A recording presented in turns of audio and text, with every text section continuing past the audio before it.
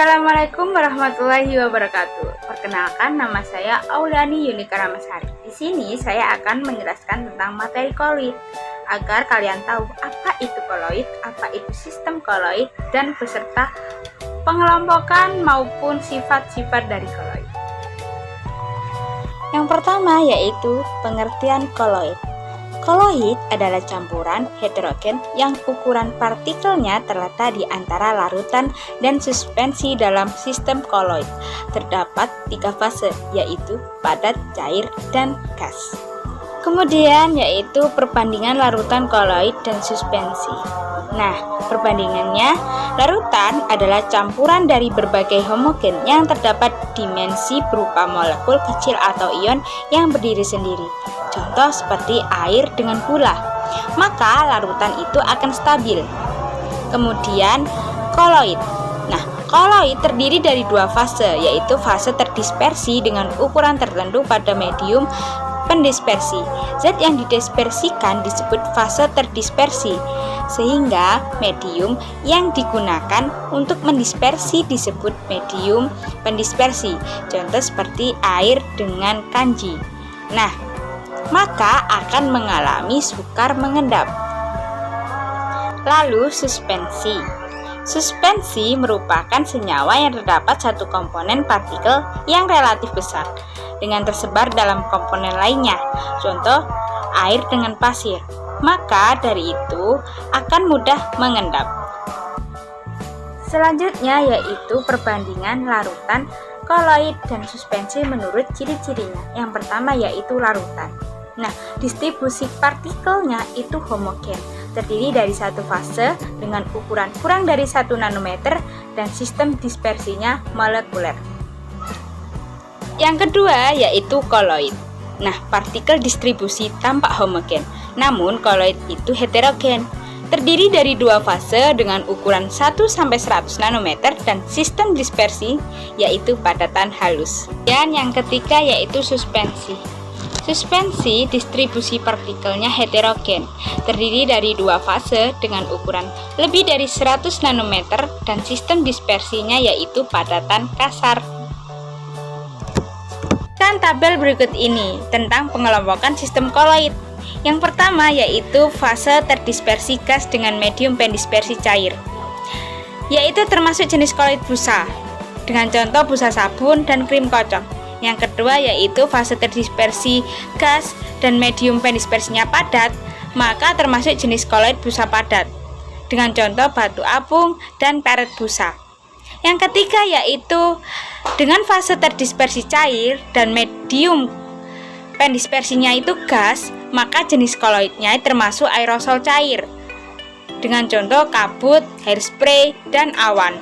Yang keempat yaitu fase terdispersinya cair dan dengan medium pendispersinya juga cair, maka jenis koloidnya termasuk emulsi, dengan contoh seperti susu, santan, minyak ikan, dan mayones.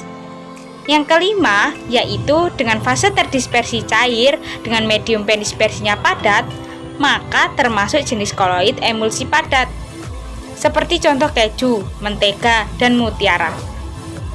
Yang keenam yaitu dengan fase terdispersi padat dan medium pendispersinya gas, maka termasuk jenis koloid aerosol padat, seperti asap dan debu. Yang ketujuh yaitu dengan fase terdispersi padat dengan medium pendispersinya itu cair, maka termasuk jenis koloid sol. Dapat dikatakan dengan contoh seperti cat, lem, kanji, agar-agar, dan selai. Yang kedelapan yaitu dengan fase terdispersi padat dengan medium pendispersinya itu juga padat, maka jenis koloidnya yaitu sol padat, dengan contoh kaca berwarna. Nah, itu semua yang terdapat pada tabel adalah pengelompokan sistem koloid. Bahkan kita telah menemukan dalam kehidupan sehari-hari yang terdapat di dapur ataupun di sekeliling kita, nggak hanya ada di dapur juga. Itu sifat-sifat koloid. Sifat-sifat koloid dibedakan menjadi beberapa. Yang pertama yaitu efek Tyndall. Yang kedua yaitu gerak Brown. Yang ketiga adsorpsi, kemudian keempat elektroforesis, dan yang kelima yaitu koagulasi. Sekarang penjelasan yang pertama tentang efek Tyndall. Efek Tyndall adalah penghamburan cahaya yang melalui koloid yang disebabkan oleh partikel-partikel koloid. Nah, seperti contoh di samping pada gambar. Nah, pada larutan itu cahaya tidak dapat dihamburkan, begitupun juga dengan koloid. Namun, pada suspensi dapat menghamburkan cahaya. Yang kedua yaitu gerak Brown. Gerak Brown adalah gerak acak yang tidak beraturan dari partikel koloid yang disebabkan oleh benturan antara partikel koloid dengan mediumnya. Nah, jika kita amati koloid itu dibawa dengan mikroskop ultra, maka akan terlihat bahwa partikel-partikel yang bergerak itu membentuk zigzag, yaitu adsorpsi. Adsorpsi adalah peristiwa penyerapan ion pada permukaan partikel koloid. Dengan adanya penyerapan ion ini menyebabkan koloid itu menjadi stabil.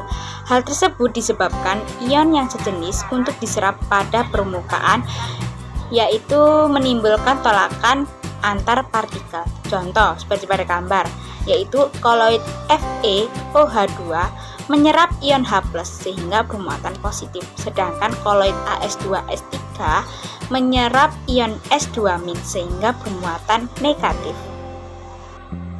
Yang keempat yaitu elektroforesis. Elektroforesis adalah peristiwa bergeraknya partikel koloid ke elektroda positif atau negatif. Muatan koloid dapat diketahui dengan mencelupkan batang elektroda ke dalam sistem koloid. Koloid yang bermuatan positif akan ketarik ke elektroda negatif, sedangkan koloid yang bermuatan negatif akan tertarik ke elektroda positif. Yang terakhir yaitu koagulasi. Nah, koagulasi adalah peristiwa penggumpalan partikel koloid.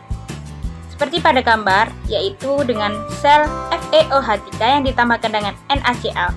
Pada proses ini terjadi akibat tidak stabilnya sistem koloid. Nah, sistem koloid yang stabil bila koloid itu bermuatan positif atau negatif. Jika muatan pada sistem koloid dengan cara menetralkan muatannya, maka koloid itu akan menjadi tidak stabil, kemudian terkoagulasi atau menggumpal. Sekian dari saya. Bila ada salah kata, mohon maaf yang sebesar-besarnya. Sekian dan terima kasih. Saya akhiri. Wassalamualaikum warahmatullahi wabarakatuh.